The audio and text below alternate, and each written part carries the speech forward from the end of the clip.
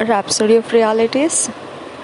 आज संडे 10 अक्टूबर 2021, रविवार 10 अक्टूबर 2021। Rhapsody of realities में आज पास्टर क्रिस ओयाखिलोम द्वारा जो वचन हमको सीखने के लिए मिला है, Romans 12 chapter 1 verse, Romans 12 chapter 1 verse, रोमियो की पत्री 12 अध्याय 1 वचन, रोमियो की पत्री 12 अध्याय 1 वचन।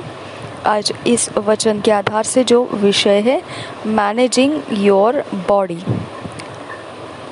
Managing your body,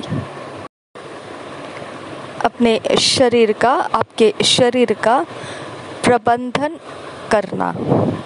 managing your body, अपने शरीर का, आसान शब्दों में कहे तो देखभाल करना, अपने शरीर का प्रबंधन करना।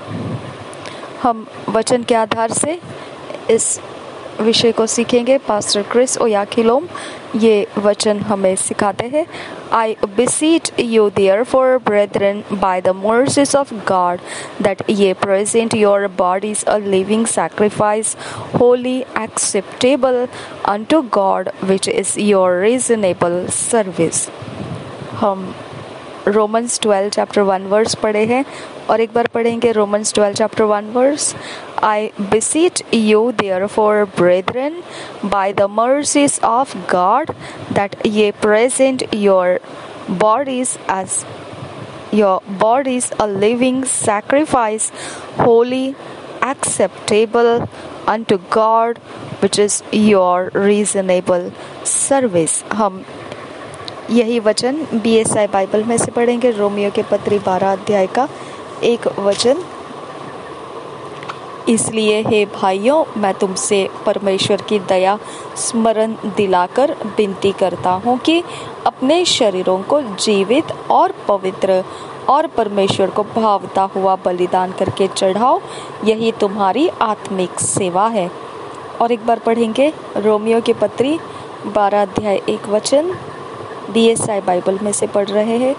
इसलिए हे भाइयों, मैं तुमसे परमेश्वर की दया स्मरण दिलाकर विनती करता हूँ कि अपने शरीरों को जीवित और पवित्र और परमेश्वर को भावता हुआ बलिदान करके चढ़ाओ, यही तुम्हारी आत्मिक सेवा है। हालेलुया।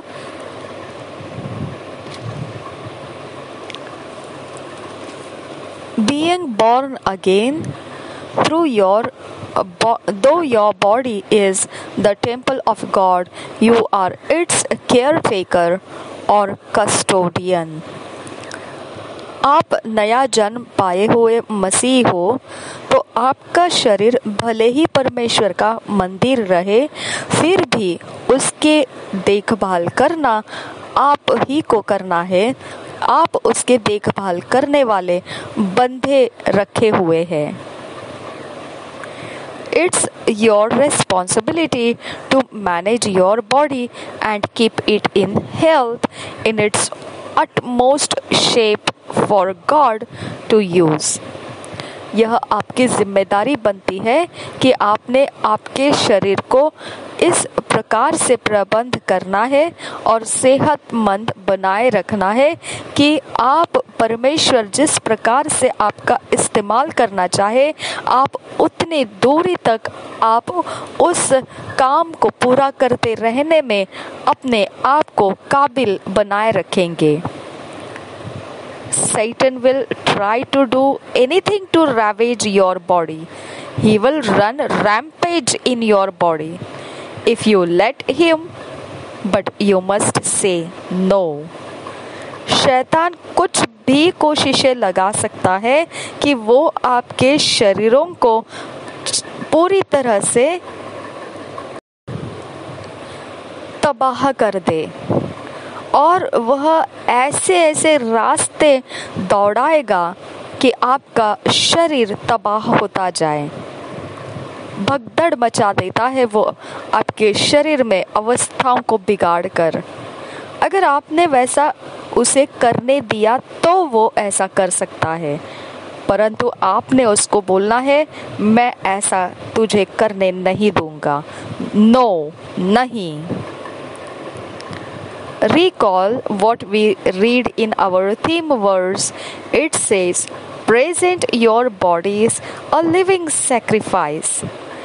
स्मरण कीजिए हमने क्या पढ़ा हमारे शुरुआती वचन में। वह यह कह रहा है कि अपने शरीरों को जीवित और पवित्र और परमेश्वर को भावता हुआ बलिदान करके चढ़ाओ, यही तुम्हारी आत्मिक सेवा है। और एक बार पढ़ेंगे रोमियो के पत्री 12 अध्याय का ये भाग। अपने शरीरों को जीवित और पवित्र और परमेश्वर को भावता हुआ बलिदान करके चढ़ाओ, यही तुम्हारी आत्मिक सेवा है। God does not do the presenting for you. Rather, He tells you to present your body to Him. देखिए, परमेश्वर आपके खातिर आपके शरीर को वो अपने सामने लेकर नहीं आता है। वो आपके शरीर को आप ही को बोल रहा है, परमेश्वर के सामने लेकर आ जाओ। एक आत्मिक बलिदान के रूप में, जीवित, पवित्र और परमेश्वर को भावता हुआ बलिदान के रूप में आप खुद अपने शरीर को परमेश्वर के सामने लेकर आने के लिए वो कहता है। He gave you the authority to manage your body.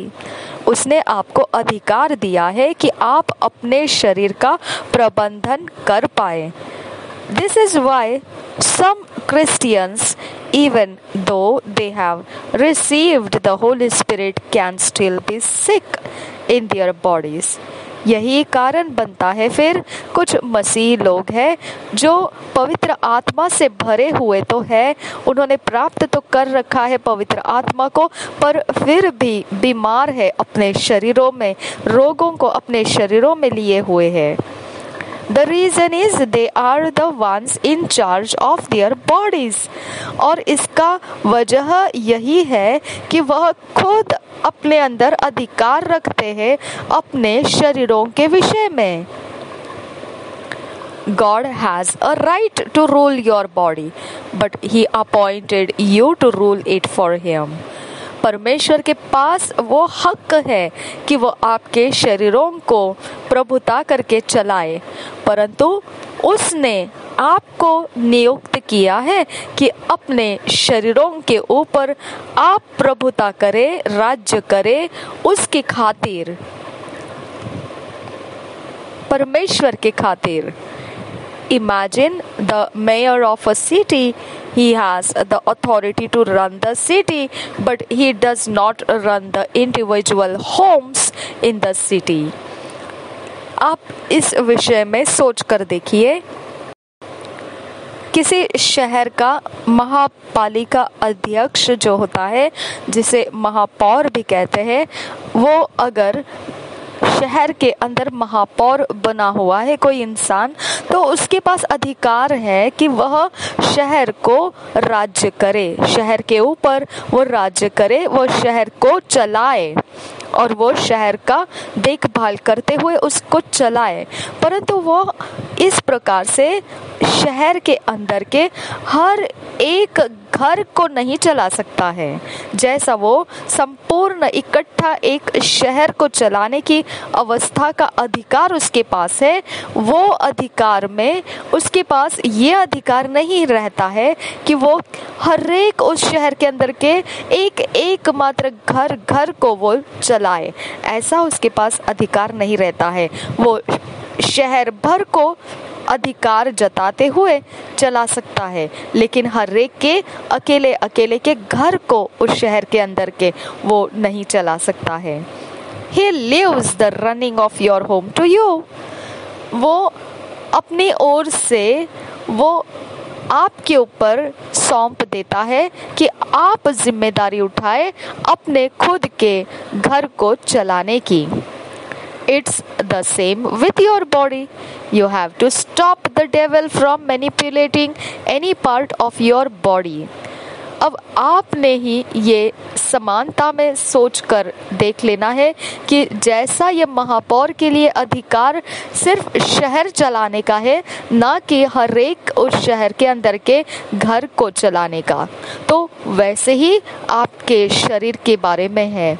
आपने शैतान को रोक देना है, उसके कोई भी काम आपके शरीर के किसी भी भाग के ऊपर वो आपको चलाने ना पाए, बिगाड़ने ना पाए। हमारे शरीर की अवस्थाओं के अंदर वो कोई भी प्रकार की तबाही को या हेराफेरी को लेकर नहीं आ सकता है। Use the authority that's been granted you in Christ. Use the name of Jesus. अब आपने अधिकार उठाना है जो आपको प्रदान किया गया है मसीह के अंदर रहते हुए। आपने यीशु मसीह के नाम को इस्तेमाल करना है। Furthermore, the Bible says you were bought with a price. Therefore, glorify God in your body and in your spirit, which are God's. 1 Corinthians 6 chapter 20 verse. आगे बढ़कर फिर पवित्र बाइबल हमको यह कहता है कि हम मोल देकर खरीदे गए लोग हैं। इसके लिए हमने परमेश्वर की महिमा करना है, हमारे शरीरों के भी द्वारा और आत्मा के भी द्वारा, जो परमेश्वर ही का है। ये हम पढ़ सकते हैं पहले कुरिन्थियों की पत्री 6 अध्याय का 20 वचन में। BSI बाइबल में से हम पढ़ेंगे, क्योंकि दाम देकर मोल लिए गए हो, इसलिए अपनी देह के द्वारा परमेश्वर की महिमा करो। हालेलुया। और एक बार पढ़ेंगे पहले कुरिन्थियों की पत्री 6 अध्याय 20 वचन, क्योंकि दाम देकर मोल लिए गए हो, इसलिए अपनी देह के द्वारा परमेश्वर की महिमा करो। You are a spirit. You have a soul and live in a body. Your soul is the seat of your mind, your emotions and your will. आप आत्मा हो, आपके पास प्राण है और आप शरीर में जीवन जीते हैं। आपका प्राण वो जगह है जो आपका मन, आपकी भावनाएं और आपकी इच्छा रहती है। God does not control your will, your emotions and your mind. He tells you to do that. परमेश्वर नियंत्रित नहीं करता है आपकी इच्छा, आपके भावनाएं और आपके मन को। वो बोलता है कि वो आप काम कर दीजिए नियंत्रण का।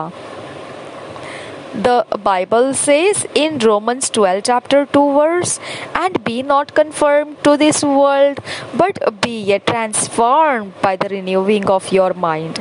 और पवित्र बाइबल रोमियो के पत्री 12 अध्याय के 2 वचन में हमको इस प्रकार से बोलता है।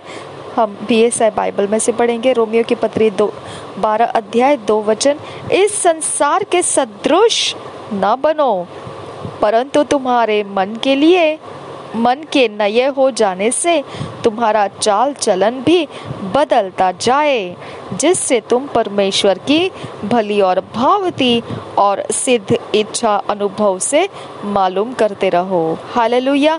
और एक बार पढ़ेंगे रोमियो की पत्री 12 अध्याय का 2 वचन, इस संसार के सदृश न बनो, परंतु तुम्हारे मन के नए हो जाने से तुम्हारा चाल चलन भी बदलता जाए, जिससे तुम परमेश्वर की भली और भावती और सिद्ध इच्छा अनुभव से मालूम करते रहो। Just as it's your job to manage your mind, it's your responsibility as well to manage your body. तो यहाँ पे तो मन के विषय में लिखा हुआ वचन हमने पढ़ा कि आपने मन के नए हो जाने से हमको मन को नया करने के लिए कहा गया है। तो ये सिर्फ मन के बारे में आपको प्रबंध करने का रास्ता बताया गया है। तो अब आपको आगे बढ़कर ये भी जिम्मेदारी उठानी है कि आपने अपने शरीर का भी प्रबंधन करना है, बिल्कुल उसी तरह से जिस प्रकार से आपका खुद का ये नौकरी को आप कर रहे हैं कि आप अपने मन का प्रबंधन कर रहे हैं, वैसे ही अब आप जिम्मेदारी के साथ अपने शरीर का भी प्रबंधन करने में लग जाना है। Renewing or managing your mind is done through the word, meditating on the word. मन का नया करना या फिर आपके मन को प्रबंधन में रखना, ये काम जो किया जाता है ये परमेश्वर के वचन के द्वारा किया जाता है। जब आप परमेश्वर के वचनों पर मनन करते हैं, that's also how to manage your body and keep it in divine health. और वो भी एक तरीका बनता है किस प्रकार से आप फिर अपने शरीर की देखभाल करते हैं, अपने शरीर को प्रबंधन में रखते हैं और आप फिर अपने शरीर को ईश्वरीय सेहत में भी बनाए रखते हैं। The Bible says the word of God is medicine, health to your physical body. Proverbs 4 chapter 22 verse. पवित्र वचन ऐसा कहता है कि परमेश्वर का जो वचन है वह औषधि है, सेहत बनाने वाला, वह दवाई के जैसा है जो आपके शारीरिक देह के लिए मौजूद है। ये हम पढ़ सकते हैं नीति वचन के 4 अध्याय के 22 वचन में। हम पढ़ेंगे उससे BSI बाइबल में से नीति वचन के 4 अध्याय का 22 वचन BSI बाइबल में से। क्योंकि जिनको वे प्राप्त होती है वे उनके जीवित रहने का और उनके सारे शरीर के चंगे रहने का कारण होती है। हालेलुया। और एक बार पढ़ेंगे, क्योंकि जिनको वे प्राप्त होती है वे उनके जीवित रहने का और उनके सारे शरीर के चंगे रहने का कारण होती है। हालेलुया।